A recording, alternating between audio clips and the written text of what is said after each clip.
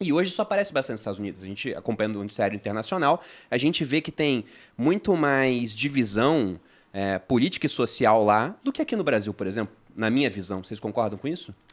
Eu acho que o país trata os Estados Unidos tratam dos seus problemas de maneira muito aberta, extremamente aberta.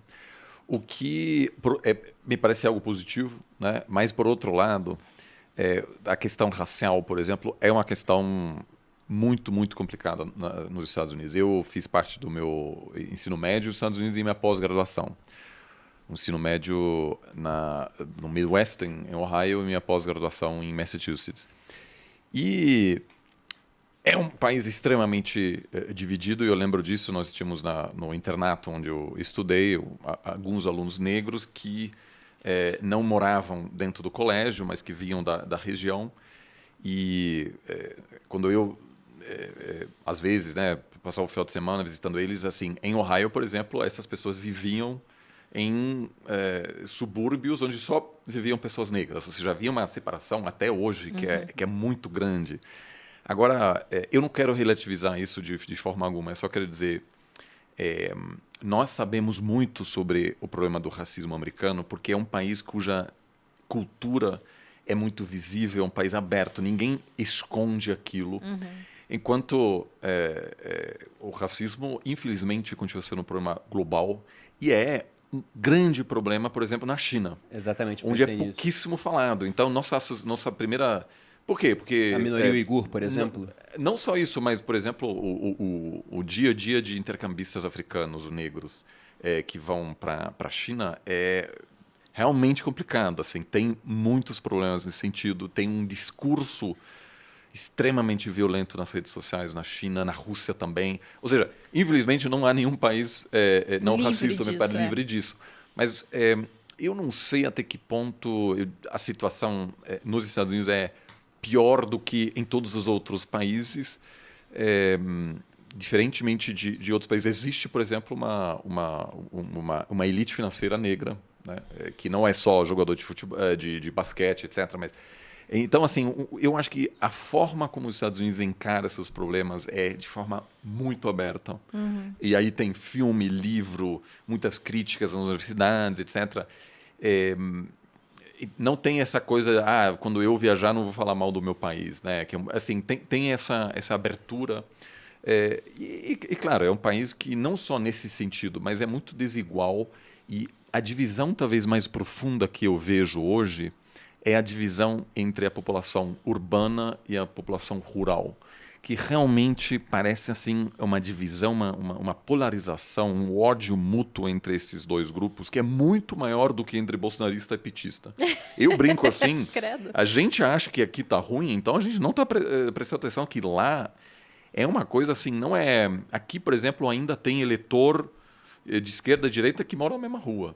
Nos Estados Unidos, eu consigo com bastante previsão prever como vota uma pessoa a partir do CEP, de onde a pessoa mora. Então, todos os meus amigos do ensino médio nos Estados Unidos, todos, 100%, votaram no Trump. Não há nenhuma exceção, todos têm arma, e muitos deles agora têm filho, e quando eu vou lá, os filhos de 5, 6 anos me mostram né, as armas que eles têm, etc. Agora, todos os meus amigos da pós-graduação, que é perto de Boston, votaram no Biden e falam muito mal da população rural.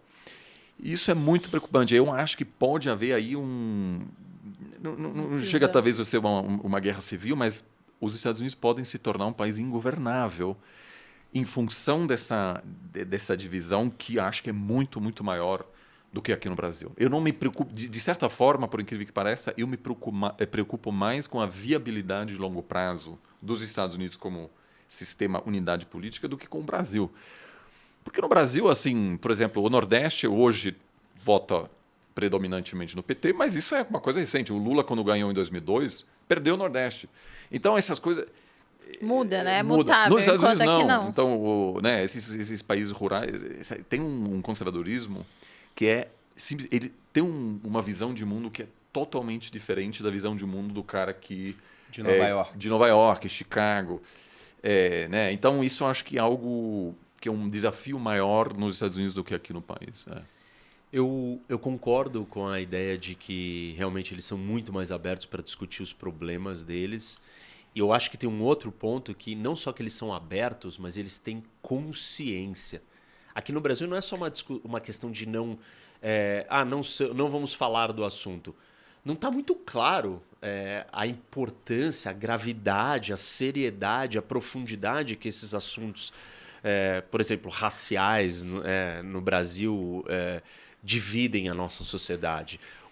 Os problemas que nós temos no Brasil de divisão, eles não são tão óbvios ainda. Está meio escondido, é uma coisa meio mascarada. Então, tem o problema de ser aberto. O problema não, eu acho que é positivo.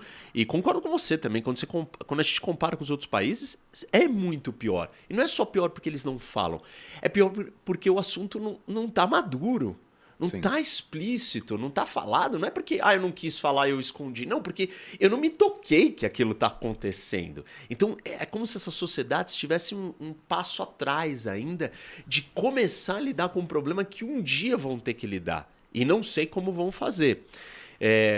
Agora, assim, para botar, talvez para deixar ainda mais consistente muito do que você falou, e eu concordo, eu acho que, assim, se eu pudesse fazer uma síntese, eu diria que o único risco que os Estados Unidos corre de verdade como potência, como império ou como grande hegemonia no mundo é uma ruptura interna. O problema só pode vir de dentro e está dentro dessas linhas do que o Oliver colocou. Tem gente falando, sim, em guerra civil, se fala muito nisso. Nós tivemos um episódio em 2015 quando o exército americano fez um exercício no Texas, militar, e aí começaram a surgir as teorias da conspiração. E o governador do Texas botou a Guarda Nacional do Texas para monitorar os 1.200 soldados americanos que estavam fazendo o exercício militar lá. Porque eles falaram que aquilo ali era uma preparação para uma invasão chinesa, ou era uma tomada da federação do governo central pelo Texas. Qual que era o ano? 2015, antes do Trump ganhar. E ali já mostra essa ruptura que o Oliver trouxe. E eu vou além, né? É claro que talvez uma das melhores maneiras da gente identificar ou exemplificar essa ruptura é a divisão entre a área urbana e a rural. Mas eu acho que essa divisão, ela transcende só essas linhas e ela está muito mais numa ruptura política, ideológica, polarizada, que ela se apresenta dentro das faculdades, ela se apresenta na questão do campo com as cidades, ela se apresenta entre democrata e republicano, ela se apresenta nos negócios, ela se apresenta em tudo. Então a sociedade americana levou a situação da polarização política para absolutamente tudo que você pode imaginar. Isso é muito perigoso, muito sério. Tem gente escrevendo, a Barbara Walter tem um livro que é How Civil Wars Start, e que fala muito dessa possibilidade. Eu acho que aí mora o perigo para os Estados Unidos de verdade. Se realmente se os americanos não conseguirem achar uma maneira de viver em conjunto, unificados, e aí eu trago como maior fator para isso as redes sociais. Principalmente a partir de 2013.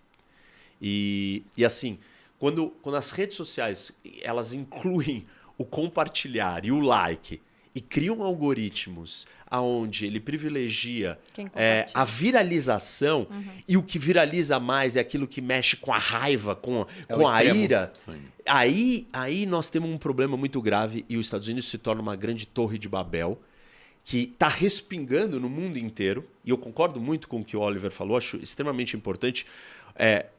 Só que, para mim, assim, o problema não é só, eu não me preocupo tanto com o Brasil, se isso vai chegar aqui ou não, mas eu acho que se isso chegar nesse ponto nos Estados Unidos, significa que o mundo estará em apuros num nível jamais visto, porque a estrutura institucional para absorver esse tipo de ruptura, de polarização que os americanos têm, é muito melhor do que todo o resto. Sim, é que nós estamos atrasados. Isso, nós estamos atrasados no problema. Sim. Então nós começamos agora com um nível de loucura, de polarização política. Mas é muito recente nesse nível. Até então, tá bom, existia o antipetismo, mas não existia o outro lado que representava esse antipetismo. Você só não queria mais o PT, porque você estava cansado daquelas coisas. Agora não. Agora tem. O anti-Bolsonaro tem o também. bolsonarismo. E o bolsonarismo, o Bolsonaro pode ou não ganhar a eleição, mas o espectro político da direita e com as ideias do Bolsonaro não irá embora. Nós teremos representantes no legislativo, parcelas proporcionais da população que estarão sempre lá dentro. E eles trabalham de uma forma muito similar. A operação, né? Como eu vivo ali o legislativo, eu vejo a estridência, a paixão, a forma de combate, ela não é suave. Ela não é... Você não tem espaço para construção. Então, eu acho que esse é o perigo dos Estados Unidos. Isso começa com as redes sociais. Assim, só para jogar uma outra ideia aqui, e que eu acho que como que a gente mede isso, uma sociedade ela é composta de 3 elementos. Capital social, que é a capacidade da sociedade de confiar um no outro. As instituições e as histórias em comuns. As redes sociais, a partir de 2013, quando os algoritmos se transformam, conseguiram abalar exatamente esses 3 pilares da sociedade americana. E isso está respingando para o mundo inteiro. Para a Europa, América Latina, a Ásia, do seu jeito diferente, mas também lá as coisas são muito mais controladas. Então, assim, para mim esse é o que impediria ou que pode romper a hegemonia americana no mundo, esse problema interno.